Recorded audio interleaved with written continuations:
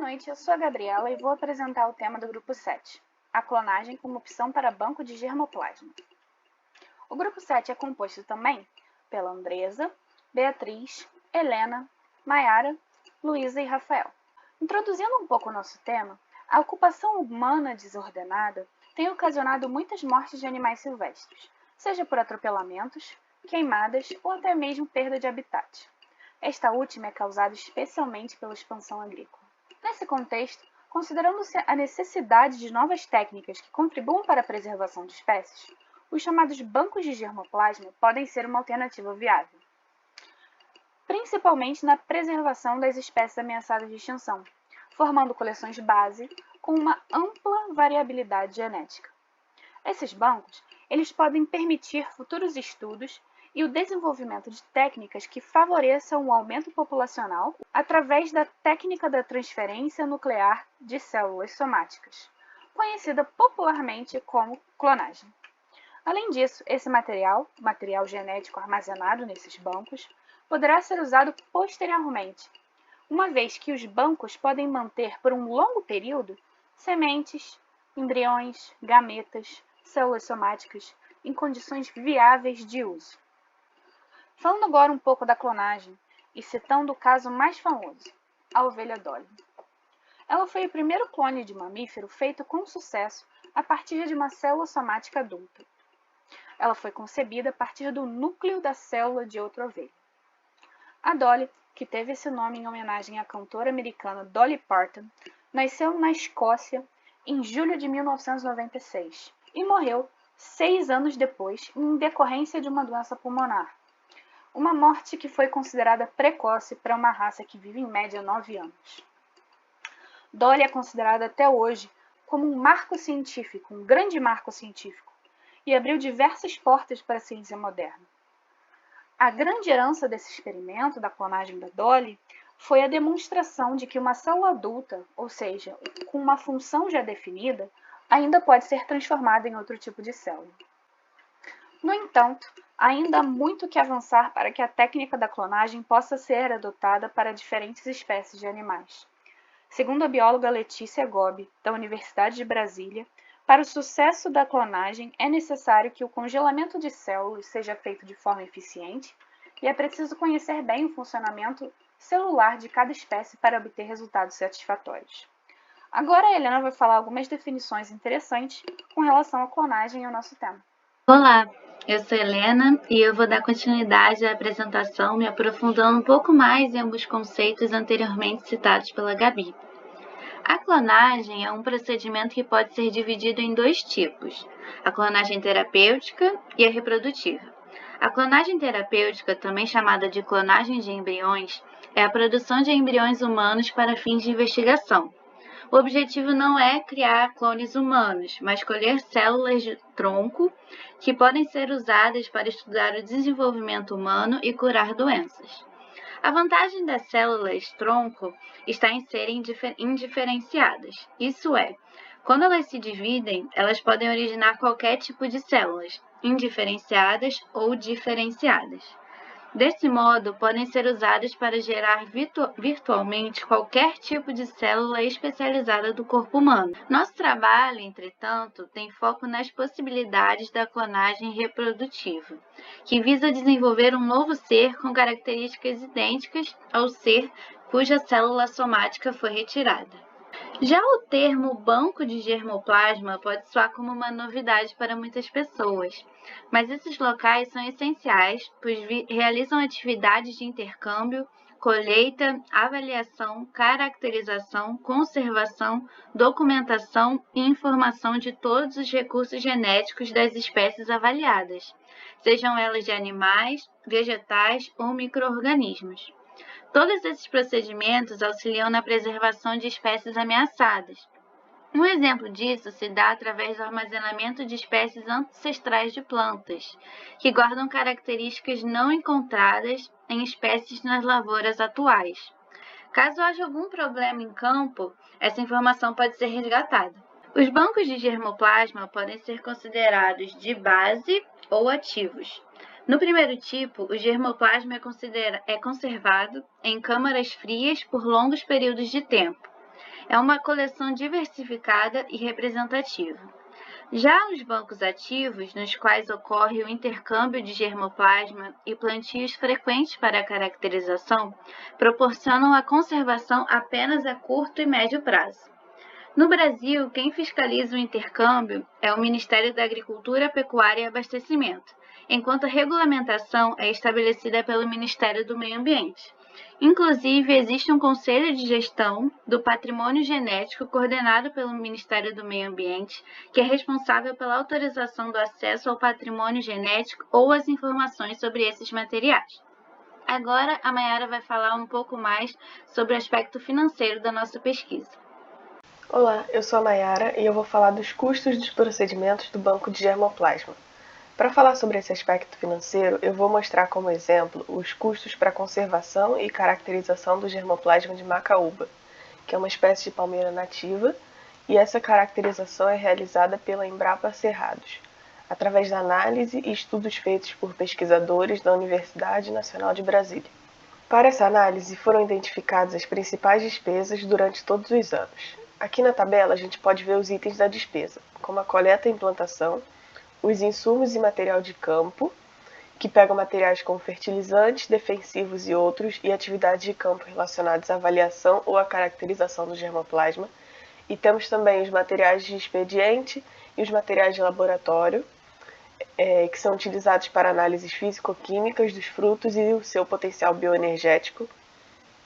Tem a despesa de combustível, de mão de obra, os gastos com infraestrutura e equipamentos, com a parte administrativa, e essa última despesa corresponde ao salário pago aos pesquisadores. No entanto, essa despesa não é paga por projetos de financiamento, e sim pela própria Embrapa. Então, a tabela aqui mostra os custos totais desde o início da implantação, que foi feita em 2008, e é possível ver que os maiores gastos são de mão de obra, coleta e implantação, insumos e material de campo. Aqui no gráfico a gente vê a relação do custo por germoplasma, e os valores mais baixos em 2009 e a partir de 2015, eles são justificados pelo fato de que em 2009 foram realizadas apenas manutenções da planta, já que ela estava no início, e a partir de 2015 essa queda foi devido à falta de repasse de verbas. Ao final da análise, o estudo determinou que o custo de manutenção e atividades de caracterização do germoplasma é viável em vista dos possíveis benefícios que vão ser alcançados através de pesquisas em melhoramento genético da macaúba.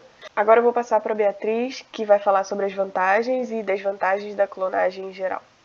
Oi, eu sou a Beatriz e eu vou apresentar agora alguns pontos positivos e negativos da clonagem, sendo algumas vantagens a prevenção da extinção de espécies, que é uma solução possível para restaurar populações ameaçadas, utilizando material genético de organismos já mortos. O melhoramento animal, que pode maximizar o potencial genético de uma raça. O aumento na produção de alimentos, que hoje em dia a gente sabe que é muito comum a compra de sementes híbridas, mas a qualidade do produto final delas não é das melhores, embora a qualidade dela em resistência a pragas e rendimento seja maior. Para evitar esse tipo de utilização, a clonagem é uma possibilidade de utilizar uma semente clonada da própria produção do agricultor para fornecer uma qualidade desejada, com a cópia da mesma semente que o produtor já utiliza, o que também possibilita o aumento da produção sem a perda da qualidade nutritiva. Também como vantagem a gente tem os avanços na ciência médica, como o compartilhamento do material genético, que pode ajudar a curar e prevenir doenças. Esse avanço também configura algumas outras vantagens, como prolongar a capacidade de vida, tanto humana quanto animal, onde a clonagem pode ajudar a prolongar a vida até mais tempo, como também poderia ser uma forma de trazer o resto do mundo para padrões atuais, em relação à expectativa de vida, eu diria. A outra vantagem é a reprodução de órgãos, que pode tornar possível maior rapidez a substituir os órgãos de pacientes que esperam anos em filas de doação de órgãos, além de que é uma maneira de lutar contra a venda clandestina de órgãos. Outra vantagem é a recuperação de lesões e pesquisa genética, no caso, que é utilizar as próprias células dos pacientes para ajudar a acelerar o processo de recuperação. Agora, falando um pouco das desvantagens, a gente tem o impacto na sociedade, que a metodologia de clonagem é considerada antiética hoje, sendo muito propensa à ocorrência de abusos. A sociedade, no geral, não encara a clonagem como uma visão amigável.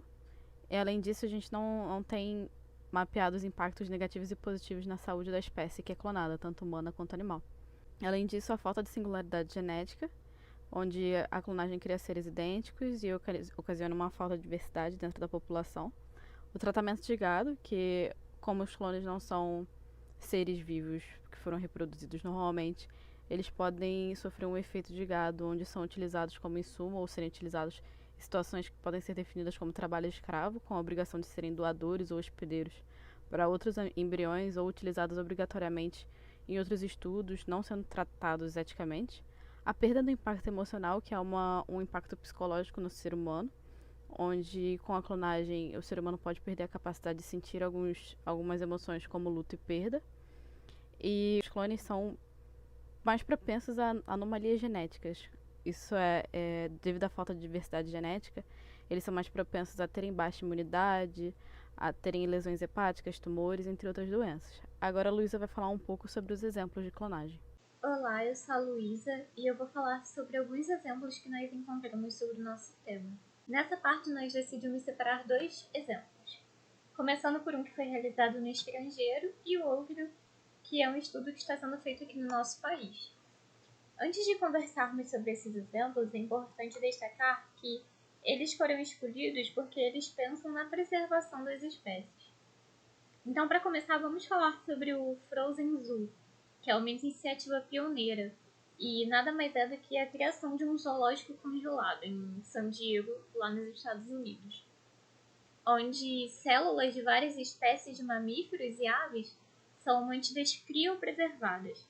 Interessante é que nesses bancos do Frozen Zoo se faz não apenas a preservação do genoma, mas também da estrutura celular básica da espécie, e que futuramente podem ser utilizados para a reconstrução de organismos inteiros, assim como foi feito lá nos experimentos de clonagem da ovelha Dolly. E uma curiosidade é que estas espécies reconstituídas a partir dos bancos criogênicos, elas poderiam ser úteis para gerar exemplares a serem expostos ao público. Aqui no Brasil, nós podemos citar o exemplo contido no artigo que estuda a formação de um banco de germoplasma de mamíferos silvestres por meio de isolamento e criopreservação tanto de fibroblastos como de espermatozoides de animais mortos no bioma cerrado. O artigo explicita que os animais foram recolhidos logo após a morte em diferentes locais, como, por exemplo, o Jardim Zoológico de Brasília, rodovias do Distrito Federal ou até mesmo do Cerrado, e logo após foram encaminhados para isolamento. Então, para realizar o isolamento e a criopreservação dos fibroblastos de pele, após a morte natural desses animais, foi retirado fragmentos de pele das orelhas desses animais. E, por exemplo, foram isolados e criopreservados espermatozoides de quatis. Nós podemos ver esse animal aqui representado na figura à direita. Então, o banco de germoplasma formado, ele possui cerca de 382 palhetas criopreservadas. E essas palhetas contêm 7 espécies diferentes, como, por exemplo, o cachorro do mato, o lobo-guará, o veado catingueiro, o furão e o mico-leão preto. Alguns deles nós podemos até ver aqui mesmo nessas imagens que nós colocamos no slide. Então, a conclusão desse estudo é que é possível sim isolar e criopreservar espermatozoides de animais silvestres mesmo após a morte deles, visando a formação de um banco de germoplasma para usos em biotécnicas reprodutivas. E os dados obtidos, eles contribuem no sentido de acrescentar conhecimento em biologia reprodutiva das espécies estudadas, sendo assim ferramentas úteis em programas de conservação animal. Agora a Andresa, ela irá nos contar um pouco sobre as notícias. Boa noite. Como a Luísa já disse, eu sou a Andresa e eu vou dar continuidade ao nosso trabalho falando um pouco das notícias que vêm saindo no mundo acerca do nosso tema. Recentemente, um grupo de cientistas e empresários de uma empresa americana chamada Colossal Bioscience anunciaram que pretende trazer de volta à vida um mamute lanoso, extinto há 10 mil anos. Eles pretendem editar o DNA de elefantes, adicionando genes para características do mamute, só que com a densa pelagem e a gordura mais espessa, capaz de suportar o frio siberiano. Um ponto importante é que a região de tundra da Sibéria atualmente é dominada por musgo, mas quando os mamutes lanosos vagavam por essa região, havia pastos. Alguns pesquisadores afirmam que esses animais gigantes eram uma espécie de engenheiros do ambiente, porque eles mantinham as pastagens ao quebrar os musgos, derrubar as árvores e também fornecer fertilizantes na forma de excremento. Outra notícia que saiu aqui no Brasil, mais especificamente no Pantanal, é que cientistas do Instituto Reprocon, eles colhem os sêmen de onças para salvar as populações isoladas. Esses animais, como a gente já sabe, ele costuma se deslocar por milhares de quilômetros para se alimentar e também para se reproduzir. Porém, a falta de conexão entre as regiões preservadas, além dos outros fatores como alterações climáticas, caças e tráficos, vem fazendo com que esses animais sobreviventes passem a se acasalar somente entre indivíduos de uma mesma população, o que acaba gerando filhotes com menor variabilidade genética, ou seja, menos resistentes, né? E com o passar do tempo, a tendência é que essas populações isoladas, elas sejam extintas. Aí, por esse motivo, os funcionários do Instituto, eles colhem o sêmen e outros materiais biológicos para compor o primeiro banco de germoplasma de onças pintadas de vida livre do mundo. E com isso, né, futuramente, conseguir transferir os genes entre populações de animais isolados por conta da destruição de seus habitats. Meu nome é Rafael e, dando continuidade ao assunto, eu gostaria de introduzir uma curiosidade, que é a obra que foi sucesso de bilheteria nos anos 90, Jurassic Park. O Parque dos Dinossauros trata-se de um zoológico barra safari de animais exclusivamente pré-históricos.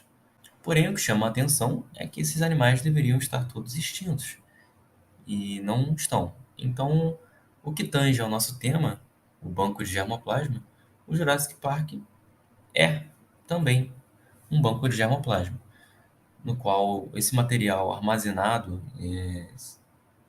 material genético dessas criaturas armazenada, é utilizada no procedimento de clonagem para gerar novas criaturas. Uma questão que pode ser levantada sobre o filme é o uso dessa tecnologia seria ética no caso do Jurassic Park. O procedimento de clonagem é utilizado única e exclusivamente para lucro, para, de uma forma recreativa, construir um safari onde as pessoas poderiam interagir, observar esses animais. E seria esse um grande poder que deveria ser utilizado com maior cautela? Ou talvez estaria tudo bem, afinal de contas, é uma tecnologia que garante a manutenção da biodiversidade, um banco de germoplasma, e não importa bem como ela é utilizada. Concluindo, é claro que o filme mostra muitas maneiras de como esse procedimento de clonagem de espécies poderia dar errado. E também, é claro que se trata de uma ficção, mas em situações reais existem outros problemas a serem resolvidos, como a expectativa de vida desses novos seres. Ela seria adequada? Esses seres morreriam antes ou depois? E se sim, se eles estariam morrendo, qual motivo seria? Seria uma falha fisiológica, biológica do animal? Seria uma suscetibilidade a novas doenças? Vide o caso da ovelha Dolly, que morreu por causa de uma doença pulmonar. Esses novos clones, eles seriam férteis? Seriam estéreis? E se sim, eles poderiam cruzar com outras espécies ou a gente precisaria de 2 clones para gerar um novo? E de uma maneira geral, para concluir, os bancos de germoplasma, sendo de base ou ativos, têm uma importância indiscutível, tendo em vista que podem manter o material genético de animais ou plantas por longos períodos, garantindo a preservação da informação e da biodiversidade. Aqui a gente tem as referências e muito obrigado.